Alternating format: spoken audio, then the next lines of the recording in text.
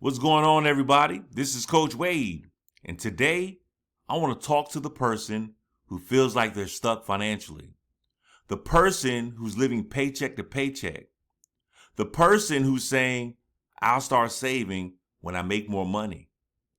Can I tell you something? That's one of the biggest financial myths people believe, because most people never reach the point where they feel like they have extra money. Every raise disappears. Every paycheck is already spoken for, and every month seems to bring another bill. But here's the good news. You are not stuck. And building an emergency fund is not about having a perfect financial situation. It's about making progress with the money you have today. Even if money is tight, even if you're starting small, progress is possible. Now let's talk about why an emergency fund matters so much. Life is going to happen. Not maybe, not someday. It's going to happen. Your car will need repairs. An appliance will break. A medical bill will arrive. Your work hours may get cut. Unexpected expenses are part of life. The question is not if an emergency will happen. The question is whether you'll be prepared when it does. Because without savings, emergencies become debt. But with savings, emergencies become inconveniences. That's why an emergency fund is one of the most important foundations of financial peace. Now let's address something that keeps many people from saving. Most people think they don't save because they don't make enough money. And sometimes income is part of the problem. But often the bigger issue is this belief that savings has to be big to matter. People say things like, I can only save $10. What's the point of saving $20? I'll wait until I can save more. And that thinking keeps people stuck. Because wealth is rarely built through giant actions. It's built through small actions repeated consistently. The habit matters more than the amount. Let me say that again. The habit matters more than the amount. Too many people are waiting for perfect conditions. They're waiting for inflation to come down. They're waiting for bills to get smaller. They're waiting for the kids to need less. They're waiting for life to settle down. But here's the truth. There will always be a reason to wait. Financial peace begins when you stop waiting and start acting. Even if it's small, especially if it's small. One mistake people make is focusing on huge savings goals right away. Don't do that. Start small. Maybe your first goal is $100. Maybe it's $250. Maybe it's $500. Maybe it's $1,000. A smaller target creates momentum. Momentum creates confidence. Confidence creates consistency. And consistency creates results. Now let's find some money. Because I know somebody listening is thinking, Coach Wade, I don't have any extra money. Maybe, or maybe your money is hiding. Take a look at your subscriptions.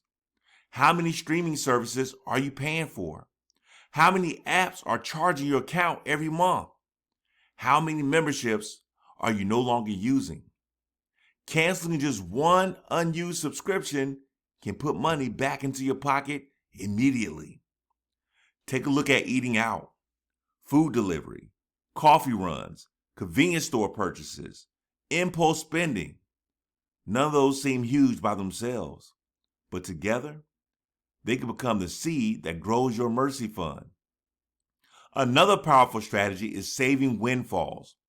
When unexpected money comes in, don't let it disappear.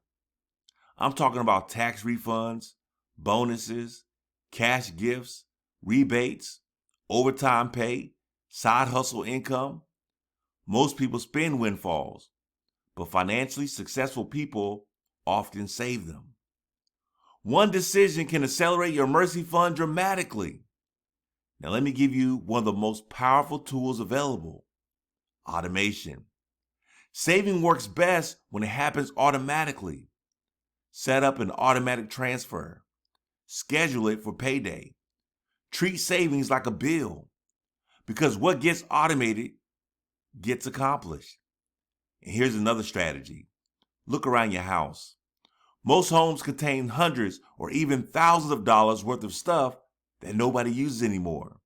Electronics, furniture, tools, clothing, collectibles, equipment. Sell what you no longer need. Not only can you create savings, but you can reduce clutter too. That's a win-win. Now let's talk about sacrifice. And don't worry, I'm not talking about suffering forever. Building an emergency fund is not about permanent deprivation. It's about temporary sacrifice for long-term peace. Ask yourself this question: what can I live without for the next 90 days? Not forever, just 90 days. Small temporary adjustments can create permanent financial benefits. And if you really want to speed things up, increase your income. Cutting expenses helps, but increasing income accelerates the process. Consider overtime, freelance work, a side hustle, part-time opportunities, selling a skill you already have. A few hundred extra dollars per month can completely change your financial situation. Now here's something important. Don't get discouraged when setbacks happen, because they will. Maybe you save $500, then your car breaks down, and suddenly the money is gone.